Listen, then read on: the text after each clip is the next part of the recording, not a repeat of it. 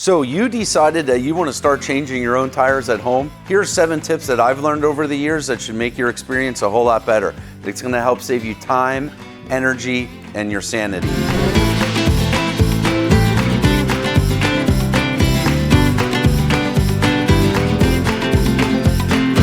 Tip number 1 is tools. Get yourself some good tools. This is one of those areas where if you have the right tools, the job is going to be so much easier. The experience is going to be so much better. If you don't have the right tools, you're going to hate it. You're going to hate life, and you're never going to want to change your own tires again. Get yourself the right tools. It's going to pay for itself. I prefer tire spoons over tire irons. One thing to keep in mind is screwdrivers. They're not tire spoons or tire irons. They don't belong anywhere near your tires. If you use these, there's a 98.6% chance you're going to puncture the new tube. Trust me, I know. Don't use them. Get yourself at least 2 spoons. 3's better. 4's even more better. If you're doing street bike tires, you want to protect the rims. I use rim protectors. You can also use some, any sort of animal tape will work. Just put a layer or 2 on there to help keep the spoons off the rim, keep your rims looking good. If you're a crusty dirt bike dude like I am, the rock's already scratched your rims. You don't have to worry about it. Tip number 2 is the drop center. Let me show you exactly how this works. This is the rim lip. This is the bead of the rim. This is the drop center. So if you can picture a tire, this is the bead of the tire. This bead sits on this bead. So this measurement and circumference is the same as this measurement and circumference. The beads on the tire are composed of steel braids or sometimes a composite braid in here to give them the strength. You can't stretch the bead over the rim. You have to use the drop center. And if you understand this and understand the mechanics of how all this works, you're going to be changing tires at home like a pro. Okay, so let me demonstrate to you how you use the drop center and the mechanics of how you get the tire on the rim and off the rim. Okay, now I'm using a tire stand here. If you don't have a tire stand or you don't want to invest in a tire stand right away, I totally get it. A 5-gallon bucket will work just fine. Okay, so you notice the tire looks too small for the rim. Once you start spooning the tire over the rim, take little bites, and then it's going to get hard. If it goes hard, something isn't right. Generally, what isn't right is your tire isn't in the drop center. Getting the opposite side of the tire into the drop center allows the tire to actually move towards where you're putting it onto the rim, allowing the tire over the lip of the rim. Now that you got the first side on, that's the easy side. The second side is actually a little bit tougher. But again, with the drop center and some proper technique, it's easy. If it's hard, stop. Walk away, get some coffee, do whatever you have to do, take a break, come back to it. If this is hard, you're doing it wrong. Now, this is a great example of what not to do. If you notice, the bead here on the tire is actually up here on the bead of the rim. So when I spoon my tire on, I'm having to stretch the bead over the rim, and that doesn't work. What you have to do, here, actually, let me see if I can show you.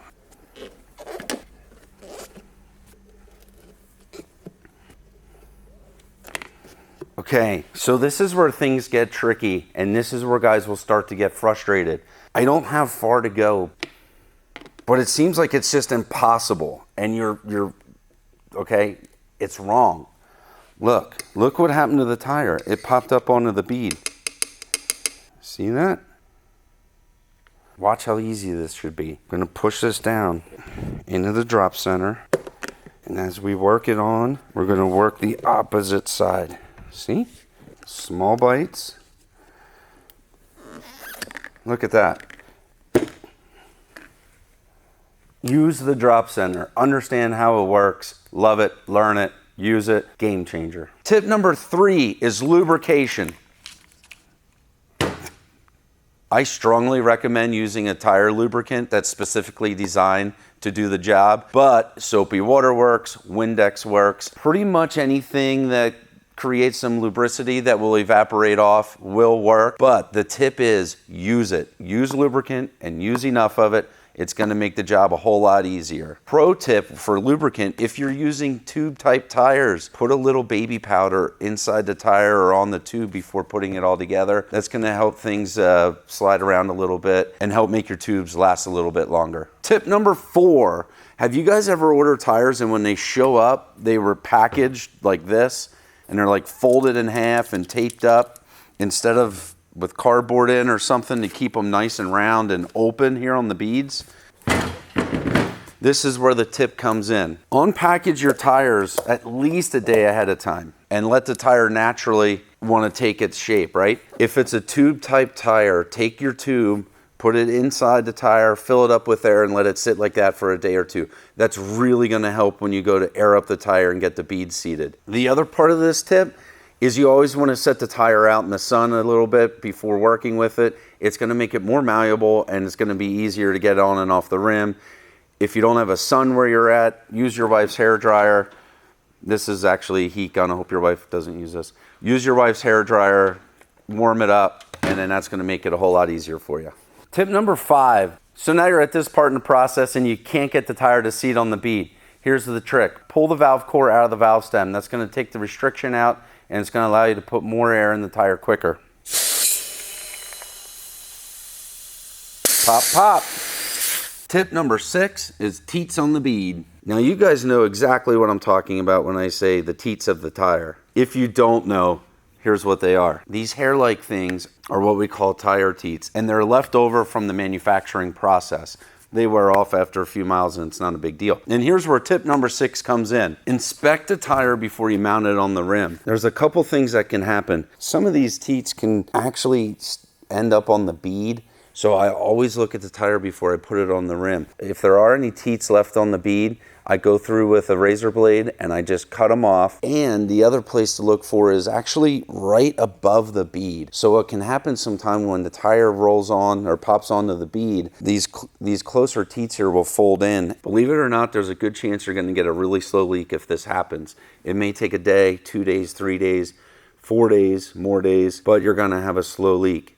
So look at the tire, check the bead, check right above the bead, you know, for guys like these, and just boop, pop them off. Boop, just pop them off.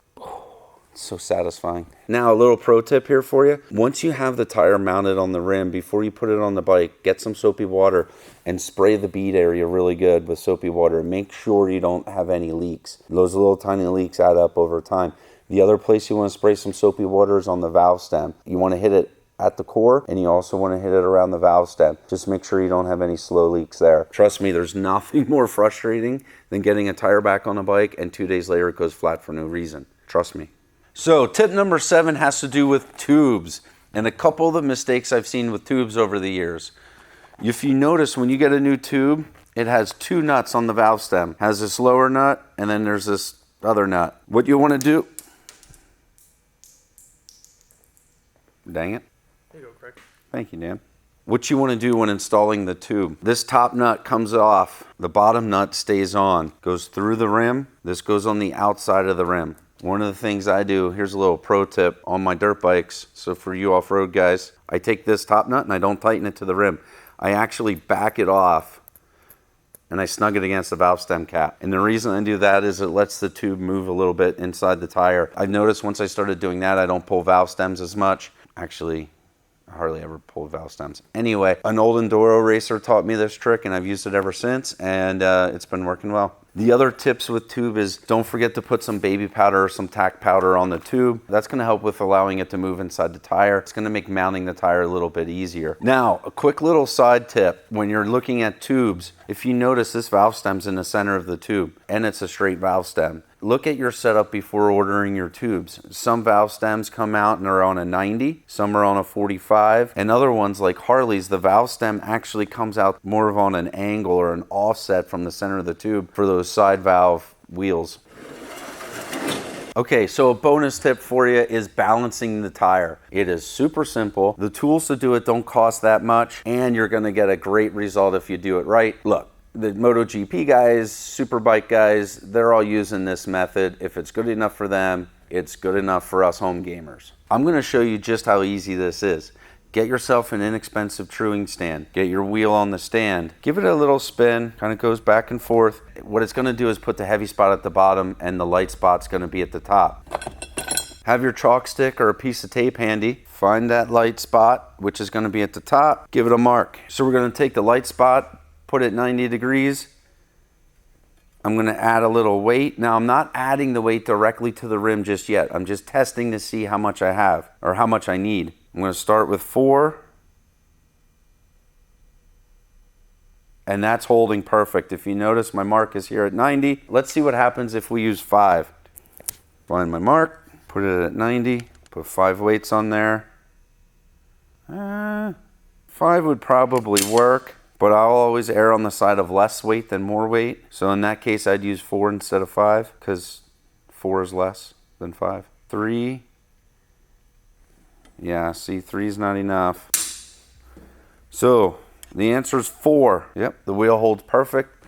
It's that easy. Nailed it. Other than that, clean up your rim, put your weights on, get them as close to the center as you can, and you're done. Now, if you're going to track days or sport bike guys, that sort of stuff, put a little animal tape over them to help keep them stuck to your rim, and you are good to go. All right, so I hope those tips and tricks help you. You got this, guys. It's not that hard. Remember, with the right tools, some proper technique, use these tricks, and you're off to the races. Have fun, be safe. See you next time.